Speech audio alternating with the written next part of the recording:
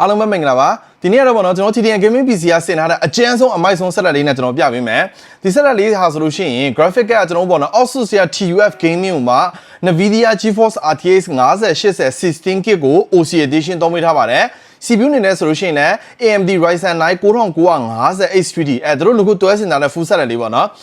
ကျွန်တော်ဒီလက်ရှိ market ထဲမှာဗျာ CPU အနေနဲ့ gaming performance ပဲပြောဒီအလုပ်ရ performance ပဲပြောဘယ် CPU ကအကျန်းဆုံးလဲဆိုတော့ဒီ Ryzen 9 9950 H3D ပဲ Intel ထဲမှာသူ့ကိုရှင်လို့ရတာလုံးဝမရှိဘူးเนาะ gaming performance ဆိုIntel ကိုအများကြီးတာတယ်ပြီးတော့အလုပ်လုပ်တဲ့နေရာမှာလည်း Intel Ultra 9ကိုတော့မှ performance မိတယ်ဒီ CPU လေးကပြောမဆိုရှင်များ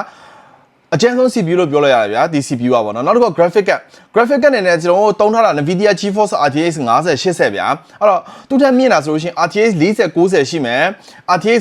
5090ရှိမယ်ဒါပေမဲ့အဲ့ကက်ဒီတော့တုံးမယ်ဆိုလို့ရှိရင်ဈေးကလေလုံးဝ300ကျော်200ကျော်300လောက်ဖြစ်သွား ANC ကြီးသွားမယ်ဒီ5080နဲ့လုံးဝလုံလောက်တယ်ဗျာကျွန်တော်တွဲဆင်ပေးထားတာဗောနော်အဲ့တော့ဒီနှစ်ခုနဲ့တွဲဆင်ပေးထားပါတယ်အဲ့တော့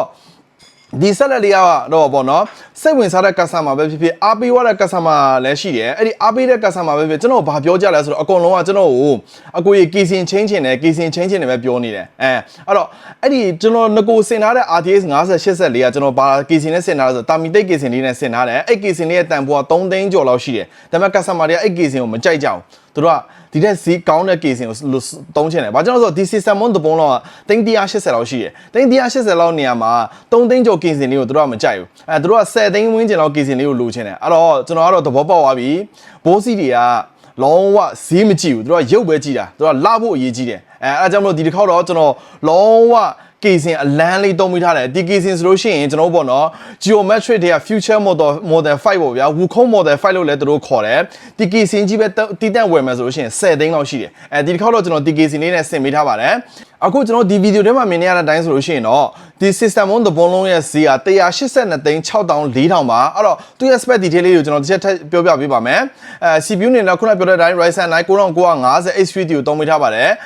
ခုလာနေနဲ့ဆိုလို့ရှိရင်လည်း Asus Prime Model LC 360ကို liquid cooling fan သုံးလုံးနဲ့ဟာသုံးပေးထားပါတယ်ဆိုတော့ဒီ motherboard အနေနဲ့ဆိုလို့ရှိရင်လည်း Asus TUF Gaming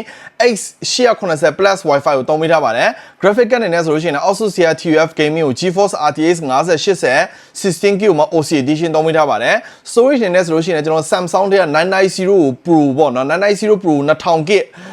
သုံးပေးထားပါတယ်ပြီးလို့ရှိရင်သူ့ရဲ့ speed က 9400 MB/s နဲ့ဟာလေးပါပြီးလို့ရှိရင် RAM နဲ့ဆိုလို့ရှိရင် Kingston တွေက 64GB မှာ 32GB နဲ့ချောင်းသုံးပေးထားပါတယ် casing နဲ့ဆိုလို့ရှိရင်တော့ဒီ geometric တွေက future model 5ပေါ့နော် Wukong casing လို့လည်းခေါ်တယ်ဒီ casing လေးသုံးပေးထားပါတယ်နောက်တစ်ခုက power supply နဲ့ဆိုလို့ရှိရင်ကျွန်တော်ဒီ Seasonic တွေက